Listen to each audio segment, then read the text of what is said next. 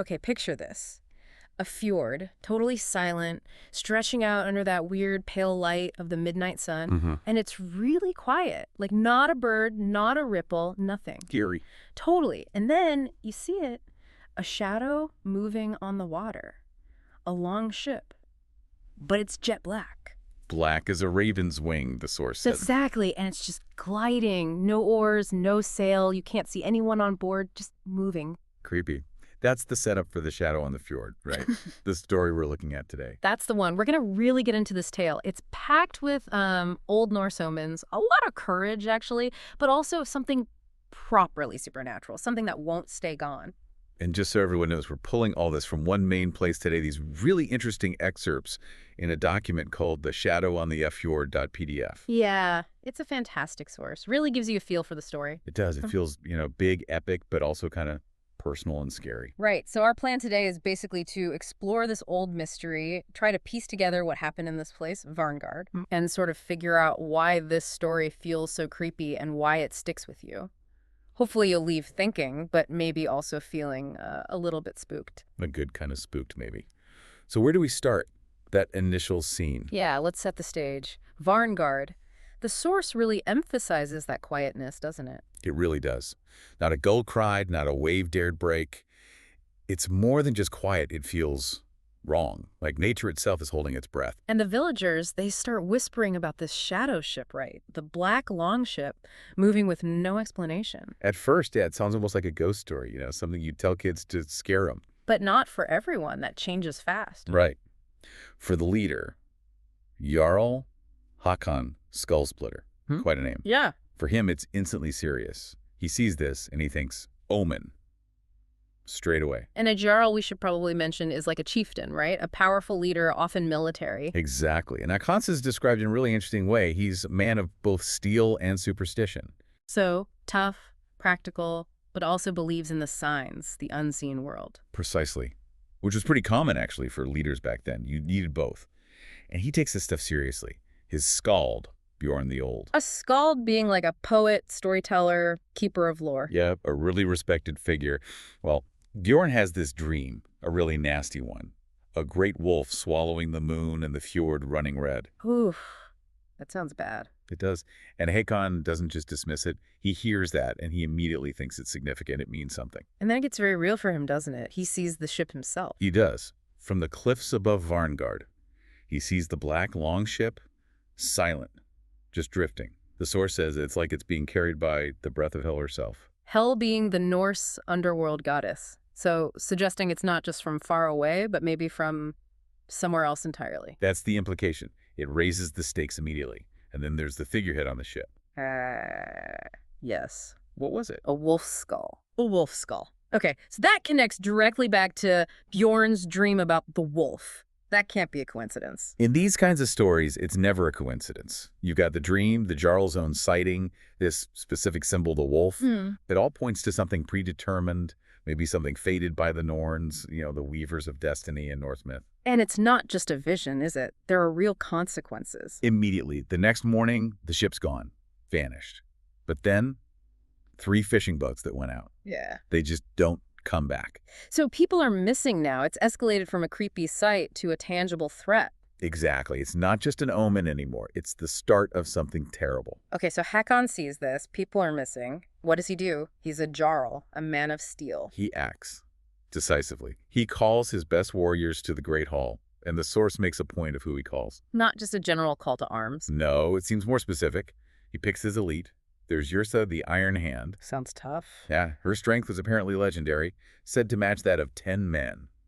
Then Gujarten the Swift. A tracker. The best. Could supposedly follow a deer through snow at midnight.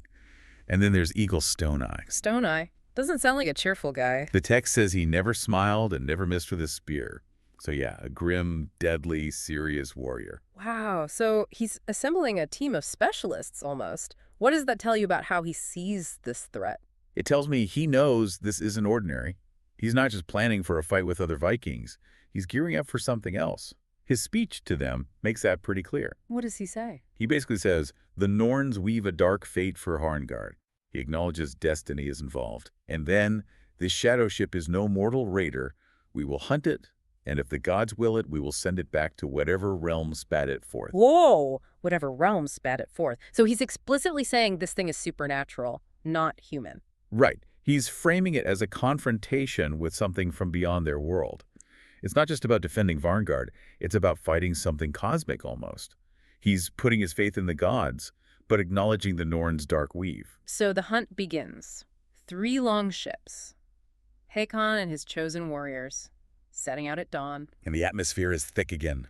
The water's still like before. Mist is low, clinging like fingers. The air feels heavy, as though even the wind feared to stir. It really builds the tension, that description. You feel like something awful is about to happen. Definitely. And then they find it. The black ship. Does it try to run? No. That's the really unsettling part. It did not flee. It just drifted towards them. Like it was waiting. Or didn't care. Exactly. Either supremely confident or just operating on different rules. Not concerned by mortal threats. As they get closer, Hakon gets a good look at the figure on the prow. The one figure. Yeah. A man, tall and thin, his skin pale as moonlight, his eyes 2 burning coals. But here's the kicker. There's no crew around him. Just shields and swords lying about. But only him. Just one guy. Against 3 long ships full of Hakon's best warriors. Just one pale guy with burning eyes. It confirms Hakon's fear, right? This is no mortal raider. This is something else entirely. Which leads into what the source calls the battle no skald would sing. Why that title, do you think? Too horrifying. Maybe too horrifying, or maybe too inexplicable. The fight is sudden, savage. This lone, pale man leaps onto Hakon's ship. Yeah. And his sword. What about it? It's described as unlike any in the north, curved, black, and drinking the light around it. Drinking the light. That sounds bad, not just sharp. Definitely not just sharp. It sounds magical, otherworldly, almost vampiric in how it's described. And it's immediately clear this isn't about skill versus skill. How does he handle Hakon's champions? Brutally.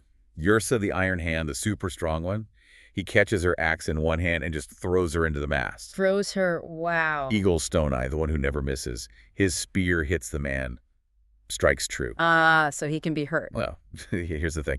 The spear hits, yet the man did not bleed. Didn't bleed. Okay, that changes everything. Right. That's the moment it becomes undeniably supernatural. And Kirchardin the Swift, the tracker, he's apparently the first to die. Throat open with a single stroke. Just like that. So this one being is just tearing through them, these legendary warriors. Effortlessly, it seems. It's less a battle, more a slaughter. It really emphasizes this isn't a human opponent. It's something unstoppable. Does the source hint at what it is, though, or where it came from? Not explicitly, and that's part of the terror, I think. Its origin is a mystery. Is it a drug, an undead warrior, some kind of Jotun, a giant, or something else entirely, something that doesn't fit neatly into their cosmology? The lack of clear explanation makes it even more frightening. That makes sense. The unknown is often scarier. So it comes down to Hakon himself. Yes, he sees his best warriors falling. He roars, the text says, calling on the fury of Thor, the god of thunder, a classic Viking response invoking divine power. And he fights the pale man. He meets his blade, and the result is just described as a blinding flash of light. And then, nothing. Hakon wakes up later. The black ship is gone. Gone, just like that. Vanished again. But the cost is immense. Half his men are dead. The fjord. It's quiet again. Still. Devastating. But the story doesn't quite end there, does it? There's an aftermath. No, it lingers. That winter, during the longest night, the moon actually turns red. Just like Bjorn the Old dreamed. The prophecy is fulfilled. Completely. And it gets worse for Hakon personally. He starts seeing things. In his own hall, in the shadows, he sees a tall figure, pale and waiting. So he's haunted. Not just by the memory, but possibly by the entity itself. It seems that way. There's this deep psychological torment added to the physical loss. The fight isn't really over for him. And what about the village? The whispers must have changed. They did. The fear deepened. The new whispers weren't just about a ghost ship anymore. They said the black ship would return. Not for plunder, but for souls. Ooh, that's a chilling shift. From a physical threat to something seeking to claim their very essence. A spiritual dread. Exactly. And the final word, according to the sagas, the historical accounts, is that Hakon's entire family line was cursed from that day forward. Cursed. Oh. Fated to face the shadow on the fjord until Ragnarok itself. Until the end of the world. Wow, that's not just a curse, that's an eternal burden. passed down through generations. It ensures the shadow never truly leaves. It's a heavy legacy. So wrapping this up, we've basically traced this terrifying story, this encounter on the fjord, Hakon's bravery against something impossible, and this supernatural foe that leaves this permanent scar. Yeah, a lasting shadow, quite literally. It makes you wonder, doesn't it, why these kinds of stories about forces you can't stop, about ancient curses, why they stick with us so much? What do you think it is? Our fascination with the unknown, the limits of what we can handle. Maybe. I think they tap into something really fundamental about fear, about feeling vulnerable, and also maybe our need to see people stand up against that, even if they can't fully win, like Hakon did. That's a good point. And thinking about that curse, if Hakon's descendants are fated to face this shadow until Ragnarok, what does that really mean to inherit something like that? Is it literal magic passed down? Or is it more like the weight of history, the fear, the story itself becoming the curse that shapes their lives? Yeah, how much of the shadow is the actual ship or the pale man, and how much is the fear and the belief that lives inside the community, inside the family? The powerful thought. What are the real shadows in our own lives, maybe? The things we feel fated to confront. Yeah. Are they always external? Or sometimes are they the things we carry inside us? And how do you face them? That's something to chew on,